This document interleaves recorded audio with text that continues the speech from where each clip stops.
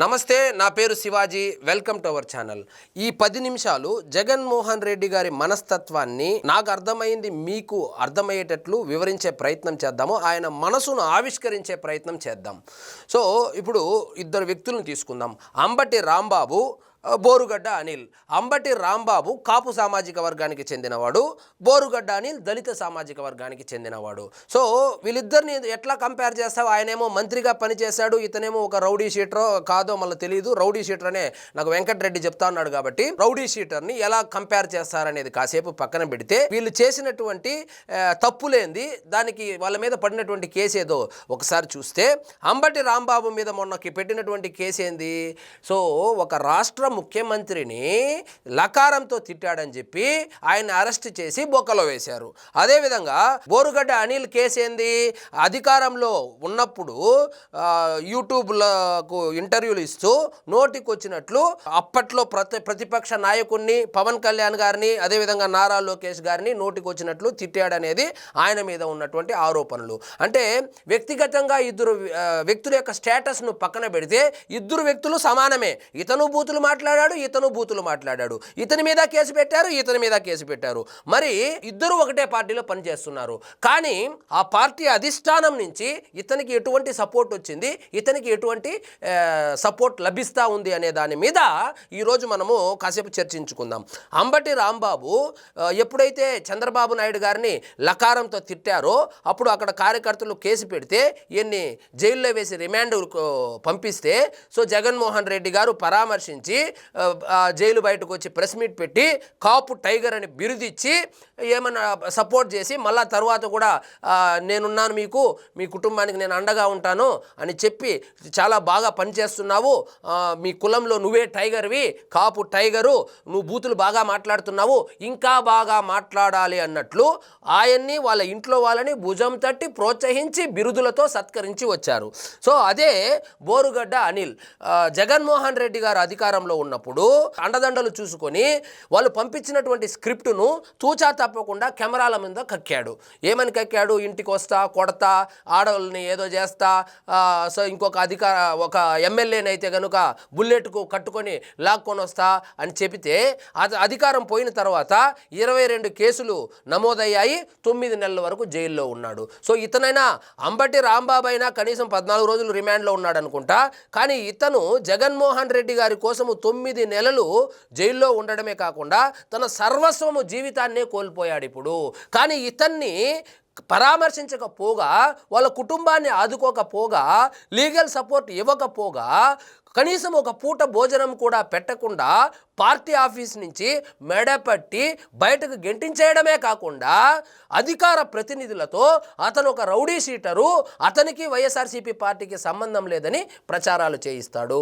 అదే కారుమూరి వెంకటరెడ్డి అనేటువంటి వ్యక్తి ఎవరైతే ఉన్నారో ఆ వ్యక్తి కూడా గతంలో అతని మీద కూడా కేసు పెట్టారు. అతన్ని కూడా పోలీసులు అరెస్ట్ చేసి తీసుకెళ్తే అతనికి జగన్మోహన్ రెడ్డి దగ్గర నుంచి వచ్చినటువంటి సపోర్టు, సో హైకోర్టులో కాకపోతే సుప్రీంకోర్టుకి వెళ్ళండి, సుప్రీంకోర్టు కాకపోతే ఇంకెక్కడికైనా వెళ్ళండి, కానీ వెంకటరెడ్డి మాత్రం సాయంత్రానికి బయట ఉండాలని చెప్పి అక్కడి నుంచి ఈ విషయాలు నేను చెప్పింది కాదు, సాక్షాత్తు ఆ వెంకటరెడ్డి అనేటువంటి వ్యక్తే ఒక ఇంటర్వ్యూలో చెప్పడం జరిగింది. దాన్నే నేను ఇప్పుడు ప్రస్తావిస్తున్నాను. ఎట్టి పరిస్థితుల్లోనూ వెంకటరెడ్డి బయట రావాలని చెప్పి ఆ సాయంత్రం వరకు వాళ్ళు పోరాడి వెంకటరెడ్డిని బయటకు తీసుకురావడం జరిగింది. అదే బోరుగడ్డ అనిల్ 9 నెలలు కనీసం తినడానికి కూడా తిండి లేకుండా జైల్లో పడి ఉంటే కనీసం ఆయన్ని పట్టించుకోకపోగా ఇప్పుడు రౌడీ షీటర్ అని ముద్ర వేస్తున్నారు. సో వెంకటరెడ్డికి బోరుగడ్డ అనిల్ ఎవరైతే ఉన్నారో వీళ్ళిద్దరికి తేడా ఏంది?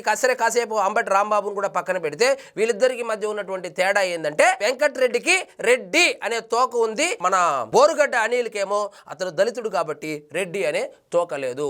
సో వెంకటరెడ్డికి ఒక న్యాయము, కాపు సామాజిక వర్గానికి చెందినటువంటి అంబటి రాంబాబుకు ఒక న్యాయము, దళిత సామాజిక వర్గానికి చెందినటువంటి బోరుగడ్డ అనిల్కు ఒక న్యాయమా?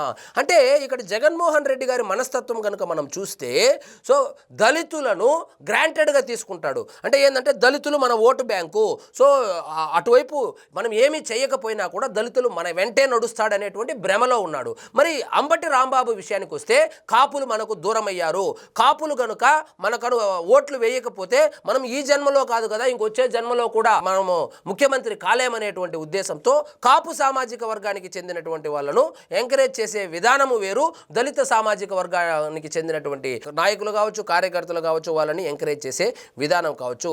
సో టెక్నికల్గా చూస్తే అంబటి రాంబాబుకు బోరుగడ్డ అనిల్కు పెద్ద తేడా ఏం లేదు. ఇద్దరు బూతులు మాట్లాడి కేసుల్లో ఇరుక్కొని జైలుకు పోయి వచ్చిన వాళ్ళే.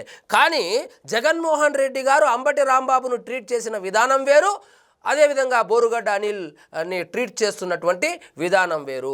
ఎందుకంటే ఇక్కడేమో హయ్యర్ క్యాస్టు, ఇక్కడేమో దళితుడు కాబట్టి అతన్ని పట్టించుకోవడం లేదు. అంటే దళితులని గ్రాంటెడ్గా తీసుకుంటాడు. దళితులను ఓటు బ్యాంకు లాగా వాడుకోవడంలో జగన్మోహన్ రెడ్డి గారికి మించిన రాజకీయ నాయకుడు మన రాష్ట్రంలో కాదు కదా, మన దేశంలోనే ఎవ్వరూ లేదు. మరి ఒకటే కదా కేసు, అయితే ఒకటే. అంబటి రాంబాబుకు డబ్బులు ఉండొచ్చు, ఎమ్మెల్యేగా చేసి ఉండొచ్చు, మంత్రిగా చేసి ఉండొచ్చు.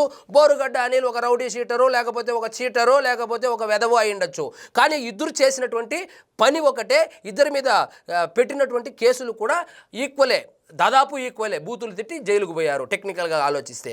కానీ వైఎస్ఆర్సీపీ పార్టీ నుంచి లభిస్తున్నటువంటి ట్రీట్మెంట్ ఏదైతే ఉందో దానికి నక్కకు నాగలోకానికి అంత తేడా ఉంది.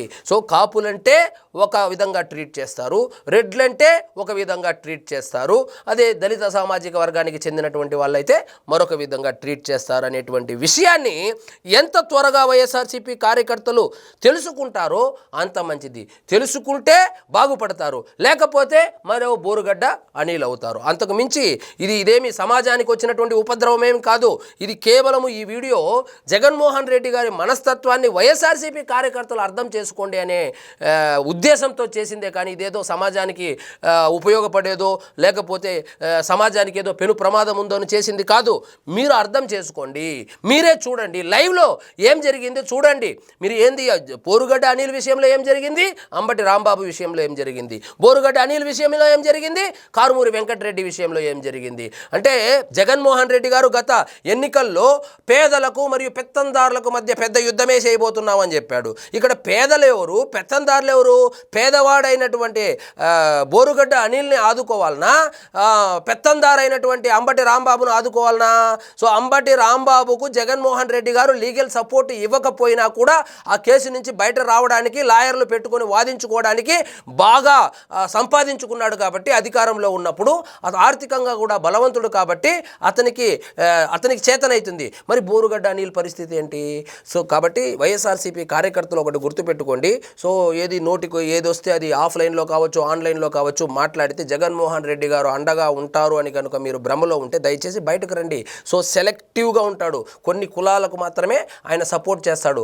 అంటే ఆ కులం మొత్తానికి కాదు, ఆ కుల నాయకులు ఎవరైతే ఉన్నారో ఆ కుల నాయకులకు మాత్రమే సపోర్ట్ చేస్తాడు. మళ్ళీ మొత్తం కులానికి మొత్తానికి సపోర్ట్ చేస్తాడనే భ్రమలో కూడా ఉండకండి. సో మొత్తానికి జగన్మోహన్ రెడ్డి గారి మనస్తత్వము ఈ ఒక బోరుగడ్డ అనిల్ విషయంలో కనుక చూస్తే మీకు ఇట్టే అర్థమవుతుంది. అర్థం చేసుకుంటే మంచిది, అర్థం చేసుకోకుండా మేము ఇట్లే వెళ్తామంటే ఇక మిమ్మల్ని ఆ ప్రభువే కాపాడాలి. సో ఇదండి ఈరోజు మన టాపిక్. మీకు ఈ వీడియో నచ్చినట్లయితే లైక్ చేయండి, షేర్ చేయండి, ఛానల్ మాత్రం సబ్స్క్రైబ్ చేసుకోవడం మర్చిపోవద్దు.